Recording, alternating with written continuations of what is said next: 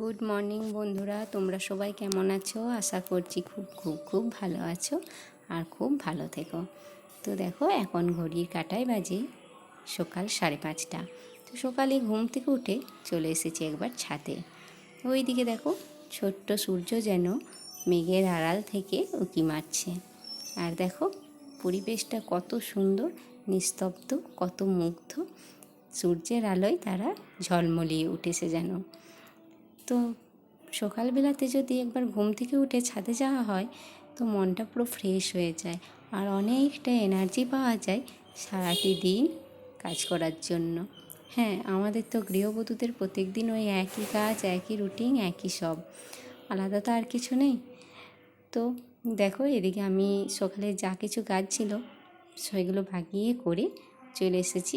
এখানে দেখো, প্রত্যেক দিন যেটা দেখাই, এখানে আমি বাসনগুলি ধুয়ে রাখি। তো আজকে সেই বাসনগুলি সকালে একটু জল বুলিয়ে নেব। প্রতিদিন রাত্রেবেলায় ধুয়ে বাসনগুলি ওখানে রাখি, আর সকালে উঠে একটু করে জল বুলিয়ে নিই। তাহলে যে জল বুলিয়ে যখন খেতে বসবো, তখন তাড়াতাড়ি থাকলে বাসনগুলি জল বুলোতে হবে না। সেজন্য সকালে উঠেই জলটা আগে বুলিয়ে বাসনগুলি রেখে দিই। রাত্রেবেলায় ফাঁকা পড়ে থাকে, তো কিছু বুলে না মিশে তা তো আর জানি না, তাই ওই জন্য জল বুলিয়েই রেখে দিই। তো দেখো বন্ধুরা, আজকে হবে তিলে কুঁদরি ভাজা। ওইদিকে দেখো, তিল আমি ছাড়িয়ে নিয়েছি।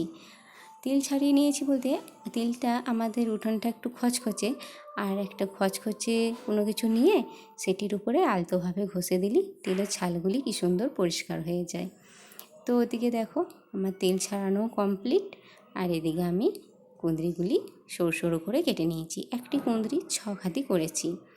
তো কুঁদরিগুলিতে একটু নুন হলুদ মাখিয়ে নেবো, তাহলে তাড়াতাড়ি সেদ্ধ হয়ে যাবে, না হলে আবার আলাদা করে সেদ্ধ করতে হয়। তো আজকে আর আলাদা করে সেদ্ধ করব না, ভাবছি একটু নুন হলুদ মাখিয়ে নিই, দিয়ে আর গ্যাসটা লো করে আর চাপিয়ে গ্যাসটা একটু কমিয়ে সেগুলি ভেজে নেব। তো এগুলি একটু কুঁদরিগুলি একটু নুন হলুদটা মেখে নিই। তো এদিকে চলে এসেছি রান্নাঘরে আবার। তো আমার ভাত বসানো হয়ে গেছে, ভাত এক ফুট ফুটিয়ে দিয়েছি, আর এদিকে গ্যাসের ওভেনটা আমি কমিয়ে দিয়েছি। তো এখানে কড়াই চাপিয়ে দিয়েছি, একটু তেল দিয়ে দিলাম। তেলটাও আমার গরম হয়ে এসেছে। এরপরে কুঁদরিগুলো ভাজতে দিয়ে দেবো। কুঁদরিগুলো দিয়ে দিই কম কম করে, এগুলি আমার ভাজা হতে থাক।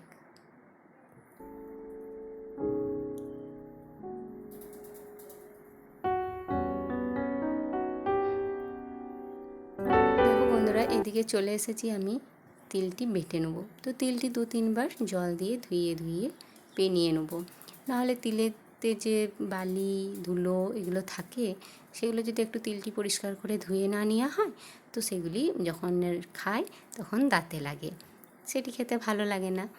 আর কিন্তু তিলটি যদি 2-3 বার একটু জল দিয়ে ধুয়ে ধুয়ে পেনিয়ে নেওয়া হয়, তাহলে তখন আর সেগুলি দাঁতে লাগে না। আর বাটার সময় তো দেখেছি যে যদি ওই বালিগুলি থাকে, শিলে কিন্তু লাগে। তো আমি 2-3 বার করে ধুয়ে নেবো, দিয়ে আর তিলটা বেটে নেবো। আমার আবার এই তিলের কুঁদরি ভাজাটা খুব ভালো লাগে, তিল জিনিসটাই আমার খুব ভালো লাগে। তো দেখো, তিলের উপরে আমি দিয়ে দিয়েছি হলুদ, লঙ্কা, নুন, চিনি, এটা দিয়েই বেটে নেবো। আর পরে যদি আমি এগুলো দিই, তখন বেশ পুরো তিলটার সাথে ভালোভাবে মিশ খেতে চায় না। হয়তো যেখানটি ডেলা থাকে সেখানটি মিশে না, আবার হয়তো এক জায়গাতে দেখেছি খুব নুন লাগে, আবার এক জায়গায় দেখেছি নুন লাগে না। সেজন্য যখন বাটতে বসি, চেষ্টা করি যে ওইটার মধ্যেই সমস্ত কিছু দিয়ে দিতে। তো দেখো, ওইদিকে আমার তিল ভাজা হয়ে গেছে, আর আমি চলে এসেছি কী কী রান্না করেছি সেটা চলো তোমাদেরকে দেখিয়ে দিই। তো দেখো, ওখানে আমার ভাত হয়ে গেছে, আর এখানে ডিমেতে আলুতে তরকারি, আর এদিকে তিল ভাজা, তিলে কুঁদরি ভাজা। তো এই যে তেল লঙ্কাটা খোড়ানো আছে, সেটা একটু আলু মেখে নেবো। আজকে আর কিছু করলাম না, কারণ মেয়ে আজকে খাবে না, মেয়ে খাবে স্কুলে। আজকে ওদের স্কুলে নাকি মাংস হবে। এখন নাকি বলছে পুজোর যতদিন পুজো এই সময়টা, তো পুজো অবধি নাকি স্কুলে মাংস দেবে।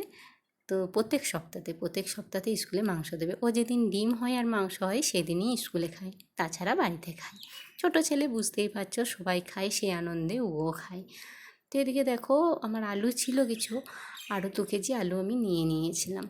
জানো তো, আমাদের আলু একটু বেশিই লাগে, আলু ছাড়া কিন্তু আমাদের কোনো তরকারিটি কমপ্লিট হয় না। তো এগুলো আলুগুলি আমি একটু ঢেলে বাগিয়ে রেখে দিলাম। বন্ধুরা আজ আসি, আবার দেখা হবে অন্য কোনো দিন অন্য কোনো ভিডিও।